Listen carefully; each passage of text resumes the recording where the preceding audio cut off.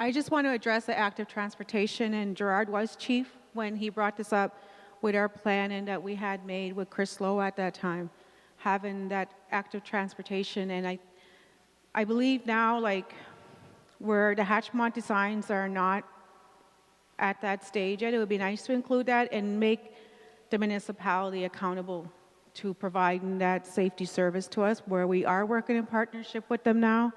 We had flagged that with them as well because they had failed to do a lot of safety for our community where they're supposed to be responsible. So we did raise that issue about active transportation, developing sidewalks for the project. Another thing I wanted to bring up about the tripartite agreement, it was a very brutal task. But one thing that we ensured as the best benefit of the band is that it was on our agreement of terms.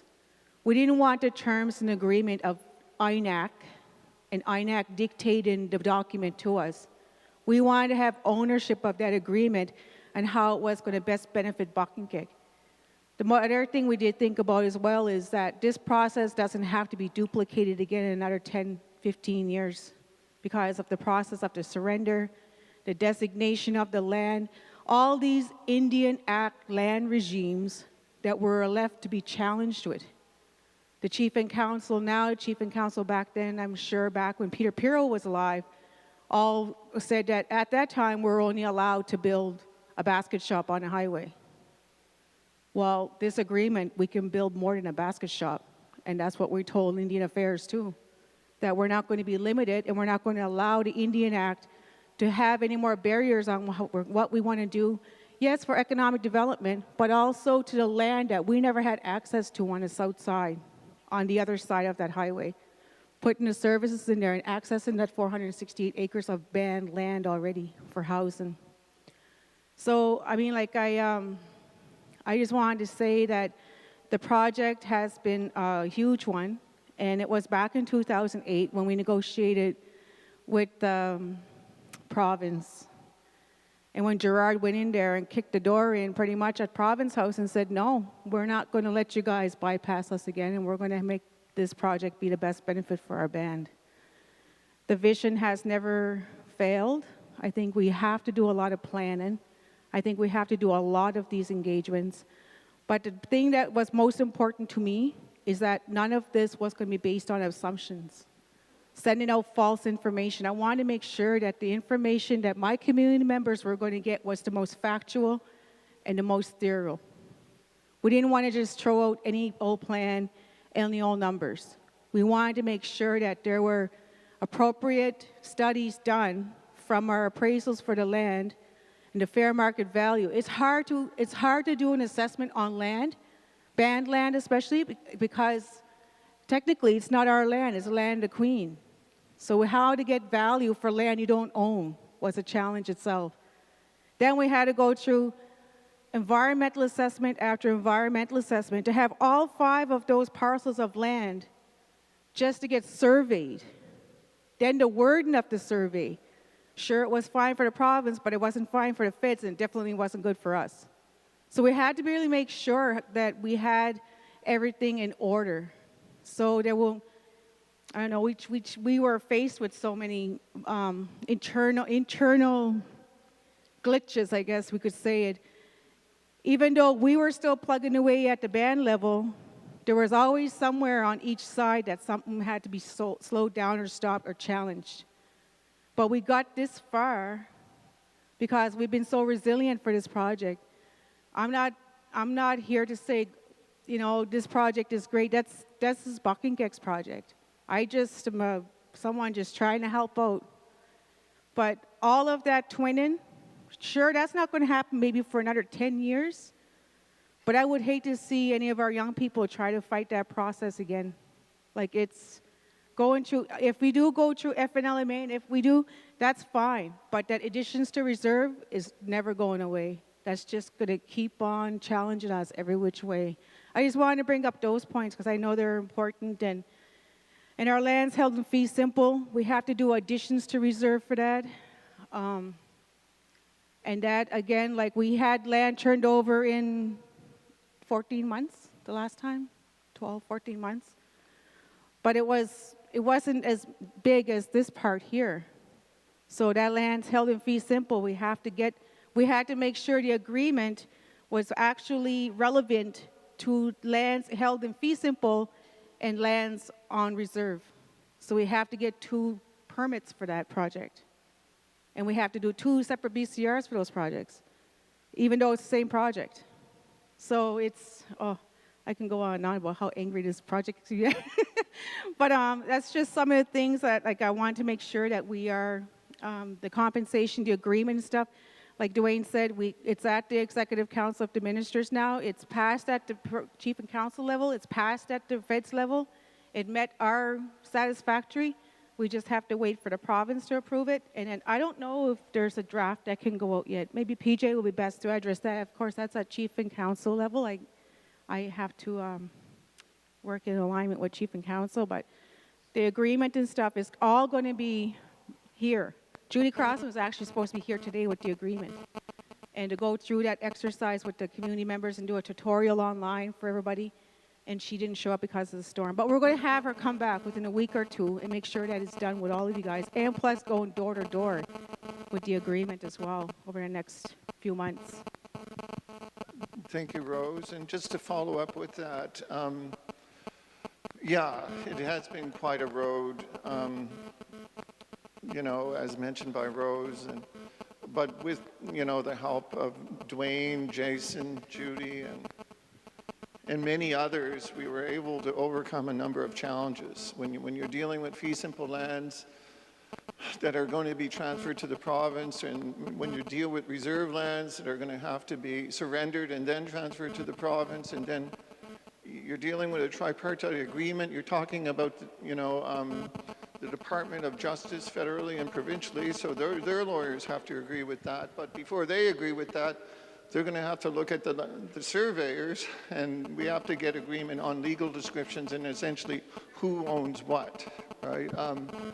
So, you know, as Dwayne mentioned, the agreement is before the executive committee, and hopefully they will initial that document so we would have a deal, right? And hope, you know, and I would advise not to bring it forward unless they initial that document, because if it doesn't go through, I believe with all intents, it will go through the Executive Council and be initialed. That way we would know this is the deal that we're going to bring forward with community. Many people came in to help negotiate that deal on our behalf, and you know, we feel it's the best deal for Buknake. I mean, as Dwayne mentioned, it's a $15.3 million project that is exclusively going to be on the provincial dime. You know, so so that's where we're at. I'm hoping that we can get some word from Executive Committee about, you know, that this is, you know, the deal that they're willing to stand by. Once that happens, obviously we're going to have settings and venues like this to go into further detail on what is contained within the agreement. The agreement will be part of the package that people will be voting on. We did a summary of the agreement. We did a Q&A. We did a general letter from the council as well. Yes, I understand the tedious nature of the project because I've been a part of that project for 7 years, and the pushing forward the Mi'kmaq from the Mi'kmaq perspective. But I also would like to see the chief and council do due diligence as the province has, as the feds have, in consulting with their lawyers and their people, to consult with us before any project is moved ahead. And why do we have to always wait on the province? The province has nothing to do with us. The federal government, we don't have to deal with them. You know, we're dealing with the chief and council. It's your responsibility, PJ, to be due diligent and give us some more information in regards to this and not withhold it based on waiting for the province or the feds. Okay. I mean, fair enough, but certainly this isn't the only community meeting we had dealing with the highway project. There have been other community meetings that have taken place where we have gotten into the details of essentially what the highway development project is all about. This committee meeting is one of them, and there will be further community meetings that we will have to provide further details. So, you know, it's an obligation we don't take lightly. You know, it's an obligation that this venue is a part of. That's why we have it taped, you know, is to inform community. And this isn't the end of the show. You know, it's only the beginning of the show. And, when, you know, so it's a part of a larger process. I beg to differ, PJ, because it's almost to the end. It's going to the Executive Council. It's a tripartite agreement has been reached, and yet no community information on exactly what details are in the agreement. What I'm asking is that you fast track your process and give us some of that information so that we can go through it, so we can make an informed decision and not be pressured by time or by government in regards to, if you don't do it now, then the project is going to be thrown out the window or whatever. We need for you to be due diligent in informing community members and give us the agreement and let us look it over so that we can analyze it and take our comments in stride. Because just like I said, the safety issue is a key one. That's why the highway did go through our community, in the middle of our community to begin with. So safety is paramount. Not only safety, but informed decision also has to be thing. And then participation in the project is also very important. And I know you guys thought of some of those things, but without details, we're left wondering what's in the agreement. Yeah. So that's all I'm asking. I'm not arguing with you in regards to haven't done enough. It's just that we need the agreement so that we can go through it and look it over. And when these meetings come up, we'd have questions that are viable. Because right now, if I wasn't involved in this project, I wouldn't know what questions to ask. Okay. I mean, fair enough. I mean, and as I mentioned before, yeah, I mean, we could certainly release it. I mean, like, I don't want to mislead people because until such time as we get the approval from Executive Council, people need to know what the deal is about, that's the deal that government is going to stand behind, right? Which I have all the more confidence that they will sort of sign off on it and do it. And, you know, as I mentioned before, there's going to be more meetings for sure. I mean, as Rose mentioned, we'll have people like Judy Crosman in. We'll have people like Lee Weatherby, who's the person that did the compensation agreement, things of that nature. And so, you know, once that is signed off, you know, the agreement will come to people. There'll be more community meetings talking about the agreement.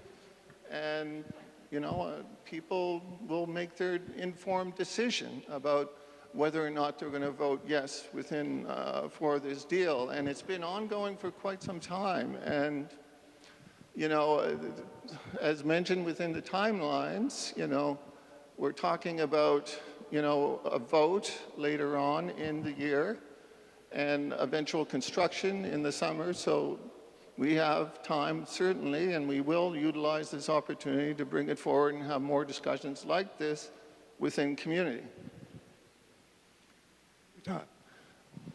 Hello?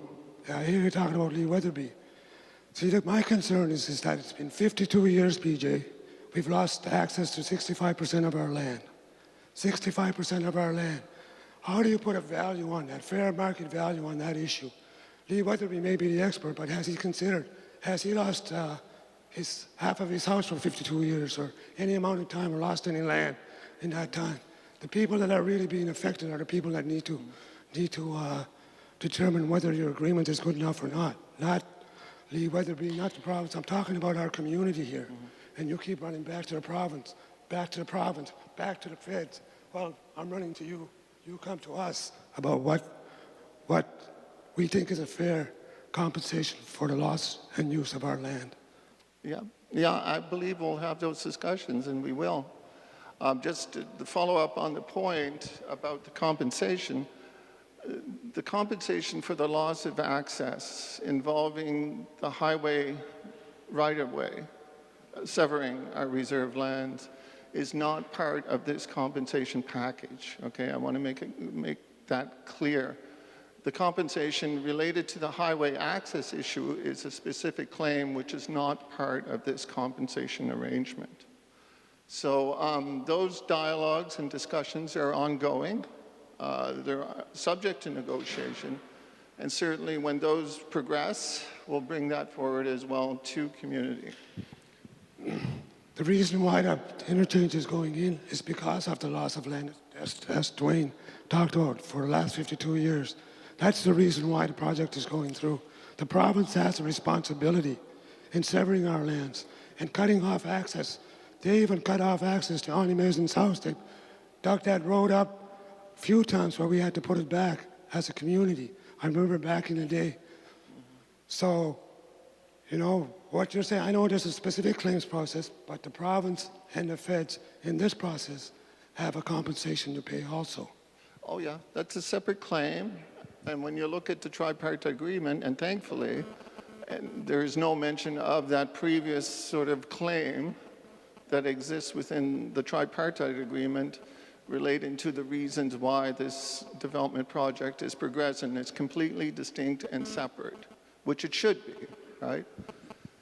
So with that, I mean, certainly, are there any other further questions or comments? And the question that Marie mentioned was more specific to the previous presentation, talked about a development corporation. And we heard both from Madawaska, Joanne Bernard, and the Glooscap team that they set up a development corporation. And one of the reasons why they did set up that corporation, I think it's good practice, is to separate the politics from the business side of things, even though there were some political representation on at least the Glooscap board. Rose has been working on getting together a development corporation. We put word out through social media and otherwise to seek out board members. We did get the results of that. We looked at the limited number of applicants and we decided to repost it.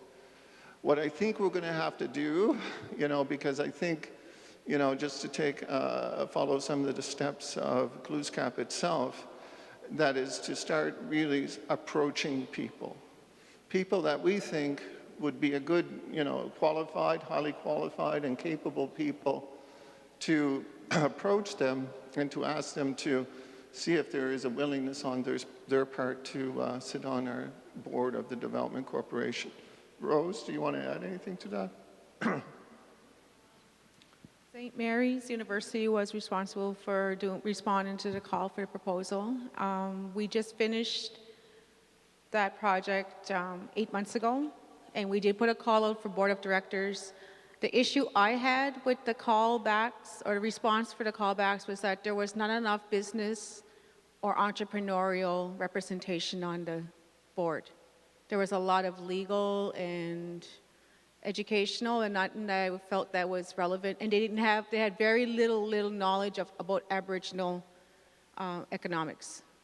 And so I asked Leanne at that time to repost it, and we did I did ask, like, for instance, example, like Sid Peters, like, you know, leaders like that would sit on a board. But just that itself, like the chief and council trying to get themselves around how the board should be developed, the functions of it and the model, it's been the best benefit back. So that yet has to be done through professional development with the chief and council as well, right? Because it's a new learning curve for leadership, because we never had a corporation here. So St. Mary's is doing another call, and the responses we got was more university, more legal, and we were looking for more business, more Ilnu, more Aboriginal, and someone that really knew the dynamics of, our community as well. So that's where it is, and it is the goal that we do separate politics from business to support our development and go into that corporate eye for the development for the development if the community is in favor. Yeah, the Development Corporation, I do believe, should be separate from political influence. But what I liked was the model. I don't know if it's your call for proposals. I don't know if that's to do with setting up the development corporation, or is it how the development corporation is going to run. Okay. I think that we need to look within the community as representatives of the boards. And I like the aspect of Madawaska where they used family representation. I think that's more ownership, giving Buckingham ownership of the development corporation, rather than going outside because the council feels that we're not qualified or we're not the best people to represent us is ourselves. And we have to put more confidence in people within this community to represent us and move us forward. And without giving them the opportunity to do so, we will never be Buckingham taking care of Buckingham. It'll always be somebody from the outside looking after our interests. And we have provincial and federal government doing that right now. So we need to look after ourselves to move forward. Okay. Is there any other questions? This is all good discussion and it's being taped, so we'll be able to, people will be able to have access to it online through the website. Hi. I just had a question about the tendering. You said you're going to tender it as one main contract.